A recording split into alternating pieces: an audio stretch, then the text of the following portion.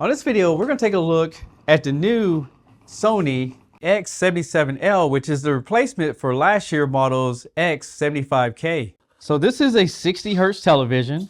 It has the Trilumious color science, and this TV is very versatile because you can get it in a 43-inch all the way up to an 85-inch. So for most people who are looking for a great television, not only you can get a great picture quality, but you can get it in just about any size that you like. So in the box, it comes with this setup guide, and this shows you how to put the TV together. You also get these accessories right here, including a safety guide, a remote control, and down here we have the power cord and the batteries.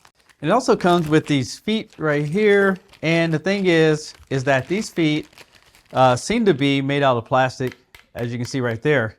Now by the looks of them, they're not adjustable, so you will not be able to raise the TV up and down on this 55-inch model that I have right here. They also put this hard cardboard on it to keep it from flexing the box. Let's go ahead and put that over here. And then it has styrofoam with all the little indentions for everything I just pulled out right here.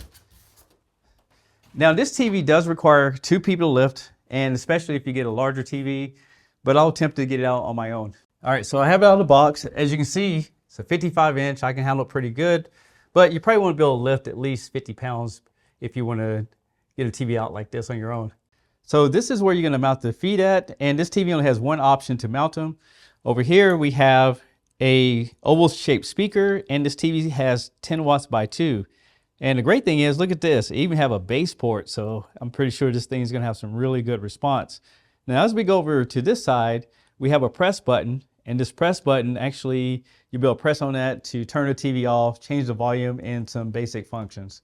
I also want to tell you that these feet can fit on either side. You have a flat piece of plastic there, and you just take it, snap it right into place. Now this is a 55-inch, but I want to measure how far the feet are for you guys. And I'm not sure on the bigger models, but we're looking at around 39¼ inches apart. They did change the back cabinet of this television. Over here we have the Bravia logo, and as we go over here, we do have your power cord input right there. So you can mount this TV on the wall, and there's some screws right here already in there. You just need to take those out. And when it comes to the inputs, you have 2 USB 2.0s, fiber optic, AV input. Then it has 3 HDMIs, an Ethernet connection, plus an ATSC TV tuner. So I don't see a screen protector on this television, but it has plenty of protection right here on the edge. So I would just pull this off.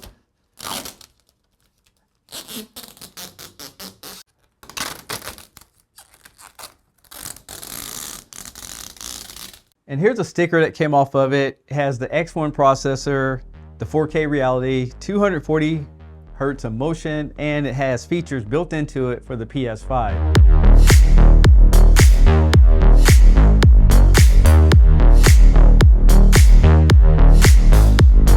So this is not the full review, it's just my first impressions, so I can show you guys what the TV looks like and what you should expect. Now the bezels on this TV are a little bit thicker because we are getting used to newer technology and thinner panels, but it's still a Sony at the end of the day.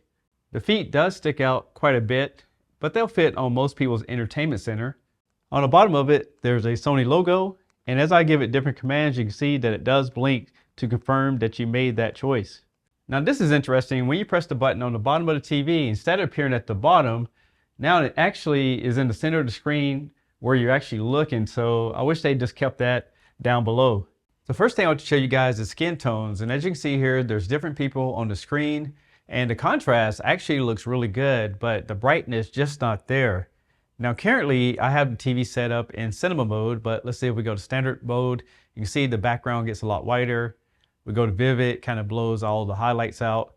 And then if we go down to gaming, again, you get a little bit more judder, but you can see that this TV is not going to be that bright as all the newer mini LEDs or anything like that. So here's a demo showing HDR versus SDR, and SDR is the darker content. But I can't help but notice when it gets into a scene that's a lot of white that you lose a lot of details in the HDR. If you look right there on that rock, you can see all the details are lost, but it appears that the SDR actually looks a little bit better to me overall. So here's the motion test on this television, and this test actually runs at 24 frames per second. To me, it looks like standard looks the smoothest overall, but keep in mind that this is adjustable. So let's go ahead and put it back in cinema mode. and hit back. And then we have motions down here on the menu. So right now it's in custom. This is low and high. But it seems like this actually works a little bit better than the previous versions of the processor. So to me, it looks a little bit smoother than the older models. So I'll show you guys a couple of highlights on this TV. First of all, it does run off the Google operating system. Overall, it's pretty snappy. It's still using the Sony X1 processor. Of course, you have an app store, and we'll just do a quick speed test, see how fast the internet is. Here in the studio, I have 500 megabits up and down. This TV is reaching 134 download speeds and 17 megabits per second upload speeds, so that should be a lot faster.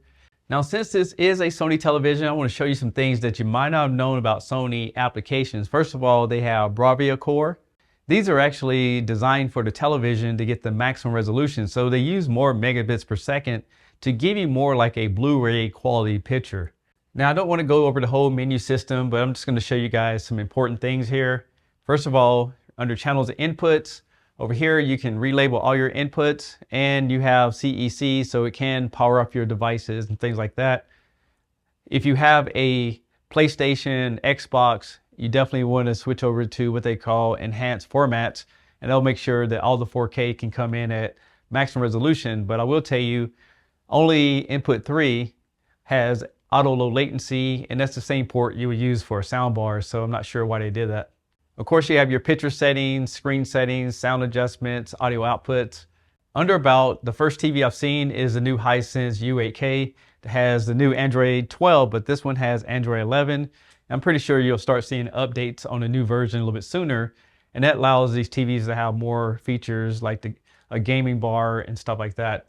Another thing you have here is 9.4 gigabytes of internal memory, and I did make a video how you can expand that. You have an ambient mode, and this allows you to have a screen on the television when you're not using it, so it'll automatically go into the screensaver mode. And you can customize little icons at the bottom, but right now it's set up with the time and the weather. Now, I was looking in here, there's no way to turn off this little indicator on the front here when the TV's in standby, but you can have the TV to power itself down at a certain time. You can cast different content from your smart device. You can turn off that system sound if you don't like that little beep.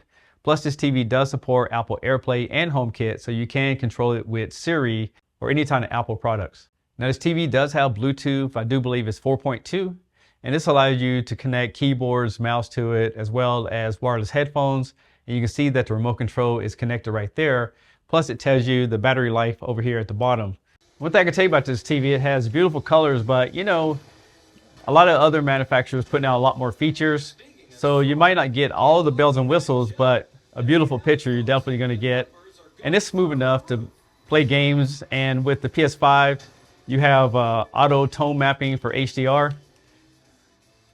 So ideal is that if you use the PS5 like I'm using right now, you'll be very satisfied, and it works with Xbox too, so don't worry about that.